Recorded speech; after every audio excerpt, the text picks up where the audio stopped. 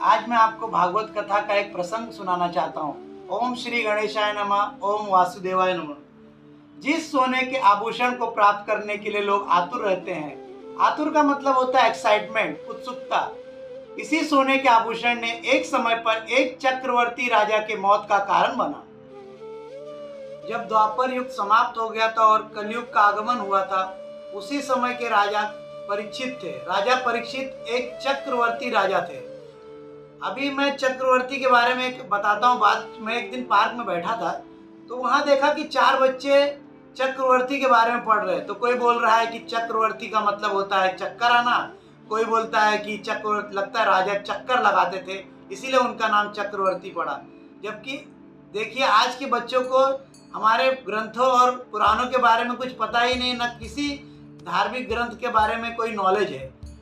चक्रवर्ती का मतलब होता है जो राजा चारों दिशा पे विजय प्राप्त कर लिया हो। चारों दिशा में विजय तब प्राप्त करते हैं जब अश्वमेध यज्ञ किया जाता है और उनके घोड़े को कोई भी राजा पकड़ के और हरा नहीं पाता है। तब वो घोड़ा जब वापस उनके पास आ जाता है, तब वो राजा चक्रवर्ती हो जाते, चारों दिशा को जीत लेते हैं, तब वो चक्रवर्ती। राजा परीक्षित ने अपने जीवन काल में 4 अश्वमेध यज्ञ किए थे। उनके राज में प्रजा एकदम सुखी थी और किसान किसानी करते थे, व्यापारी व्यापार करते थे। किसी चीज का डर या भय नहीं था। उनके राज में सब लोग सुरक्षित रहते थे। देखिए आज की तारीख में भी जिस महल या घर या बिल्डिंग को हम खरीदते हैं और वहाँ अगर सुरक्षा अगर अच्छे से रहे और सिक्योरिटी अच्छे से रहे, तो लोग क्या बोलते हैं कि भाई यहीं खरीदो, भले थोड़ा पैसा ज़्यादा लग जाए। उसी प्रकार पुराने काल में जहाँ पे जिस राज्य में लोग सुखी रहते थे, वहाँ पे लोग रहना ज़्यादा पसंद करते थे। राजा परीक्षित के पिता का नाम अभिमन्यु था, उनकी माता का नाम उत्तरा था।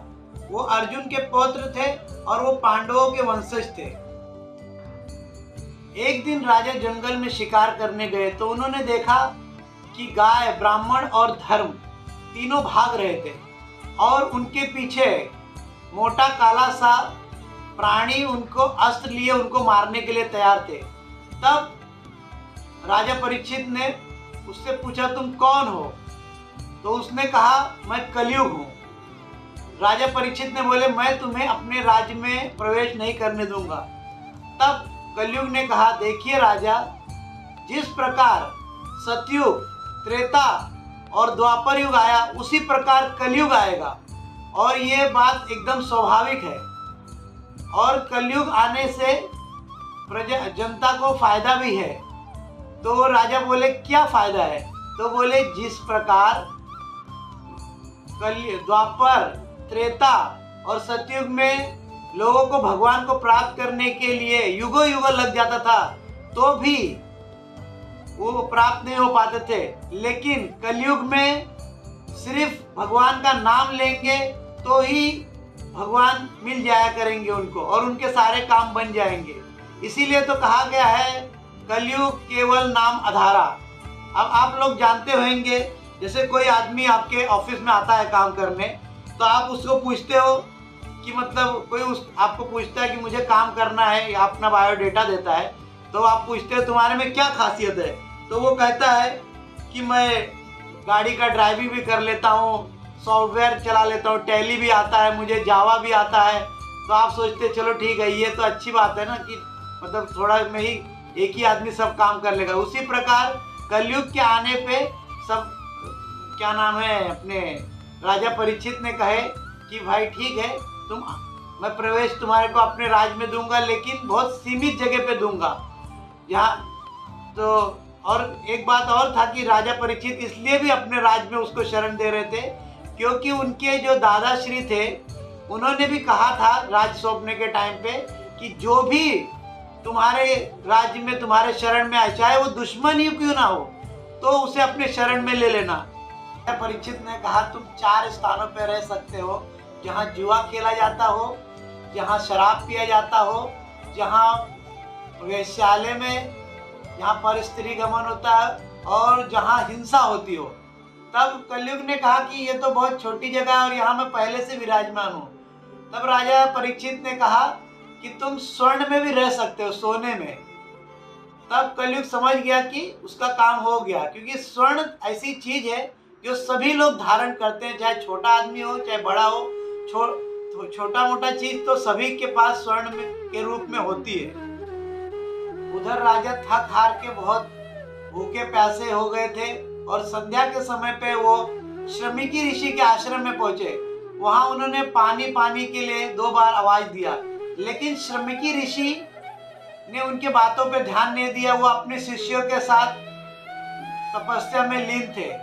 तभी राजा परीक्षित ने उस समय मुकुट पहना हुआ था, और मुकुट पहनने के कारण कलयुग उनके मुकुट पे आकर विराजमान हो गया और उनके मस्तक में तरह तरह के विचार आने लगे।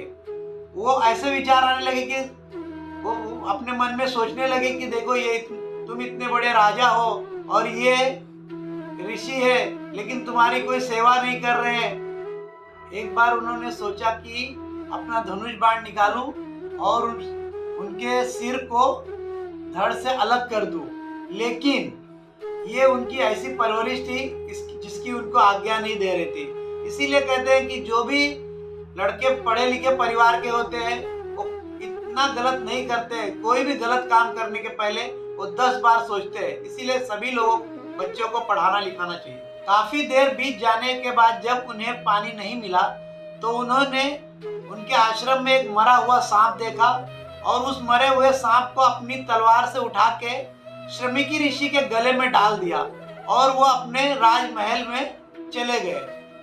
और राजमहल में जब उन्होंने अपना मुकुट उतारा और रखा, तब लेखक ने इस बात को ऐसा कहा है, राजा ने जब मस्तक पर अपने हाथ रखे नैनन से अश्रु बहने लगे। इसमें यह कहा गया है कि जब राजा ने मुकुट अपना उतारा तो राजा को इतना दुख हो गया कि उनके आंख से अश्रु बहने लगे कि मैंने क्या गलती कर दिया, इतना ऐसा गलती मैं कैसे कर दिया, और कि मैं ऋषि के गले में सांप डाल दिया। और ये सब बातें उन्होंने अपनी पत्नी और पुत्र को बताया और वो चुपचाप जाके लेट गए। उधर जब श्रमिकी ऋषि के बारे में पता चला कि उनके गले में सर्प डाल दिया गया है, तब उनके शिष्य जाके उनके पुत्र जो कि श्रृंगी ऋषि थे उनको बताया कि आपके पिता के गले में सर्प डाल दिया गया है। तो श्रृंगी ऋषि ने हाथ में जल लिया और उसी टाइम श्राप दे दिया कि आज से 7 दिन तक्षक नाम का सर्प जो भी उनके पिता के गले में सर्प डाला है उसे डस लेगा। और जिन्होंने उनको श्राप दिया था श्रृंगी ऋषि, उनकी आयु उस समय मात्र 12 वर्ष थी और वो अपने पिता के पास आए और बोले कि मैंने ऐसा ऐसा श्राप दे दिया है।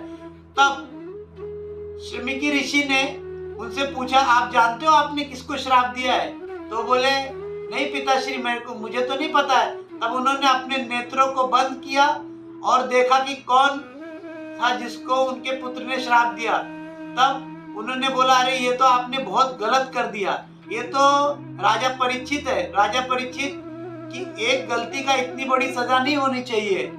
और वो बहुत उदास हो गए और इसी बात को उन्होंने अपने शिष्यों को उनके घर पे भेजा और कहा कि देखिए मेरे पुत्र ने, मतलब उनको जाके बताइए राजा को कि आज से 7वें दिन तक्षक नाम का सर्प आपको डस लेगा, और क्योंकि आपने उनके गले में सर्प डाल दिया है। ये बात श्रमिकी ऋषि के पुत्र श्रृंगी ने आपको श्राप दे दिया है। तब श्रृंगी ऋषि ने अपने शिष्य को भेजा और राजा परीक्षित के पास जाओ और बताओ कि आज से 7वें दिन में तक्षक नाम का सर्प आपको डस लेगा, क्योंकि श्रृंगी ऋषि जो उनके श्रमिकी ऋषि के पुत्र थे उन्होंने श्राप दिया है। तब राजा परीक्षित ने अपने गुरु कृपाचार्य से मिले और ये सारी बातें बताए। तब कृपाचार्य ने सभी ऋषियों को बुलाया और कहा कि ये इनको कैसे तारने का कोई उपाय देखिए जो कि इनसे मुक्ति मिल सके 7 दिन के अंदर। तब नारद जी ने कहा कि इनको श्रीमद् भागवत कथा सुनाई जाए। और ये कथा सिर्फ सुखदेव जी जो भागवत कथा के ज्ञाता थे, और वो उनकी उम्र भी बहुत कम थी, लगभग वो भी 12 वर्ष के ही थे, और वो वेद व्यास के पुत्र थे। वेद व्यास के पुत्र है सुखदेव जी के पास नारद जी गए और उनको कहे कि राजा परीक्षित का थोड़ा समय गड़बड़ है और उन्हें ये कथा सुनानी पड़ेगी ताकि उनको मुक्ति मिल जाए। उनको तक्षक नाम का सर्प 7 दिन के अंदर डस लेगा। तब सुखदेव जी ने कहा, मैं क्यों सुनाऊं, मेरे को क्या जरूरत पड़ा इसके बारे में। लेकिन जब बहुत विनती किए नारद जी ने, तब वो उनको कथा सुनाने के लिए तैयार हो गए और उन्होंने उनको सुखतार नाम के जगह पे ये कथा सुनाया और 7 दिन में उनको कथा सुनाया। उनके चारों तरफ दूध रखा गया और उनको बीच में बिठाया गया। कथा समाप्त हुई और जैसे ही वो कथा सुन के जैसे ही नदी के तट पे बैठे थे, वैसे ही तक्षक नाम का सर्प आके उनको डस लिया और उनके प्राण पखेरु हो गए। इस कथा से हमें ये सीख मिलती है कि हमें किसी चीज का घमंड नहीं करना चाहिए। राजा परीक्षित के मुकुट पहना था जो सोने का, उसमें सोने के मुकुट को पहनने के कारण उनके मुकुट में कलयुग आके विराजमान हो गया और उनके मन में तरह तरह के ख्यालात गलत डालने लगा और उन्हें घमंड आ गया और इसीलिए उनके प्राण चले गए। आजकल भी देखिए, जो भी पुरुष या महिला जो भी सोने के आभूषण पहन लेते तो उन्हें घमंड आ जाता है। हमें किसी भी चीज का घमंड कभी नहीं करना चाहिए, एक बात याद रखना चाहिए।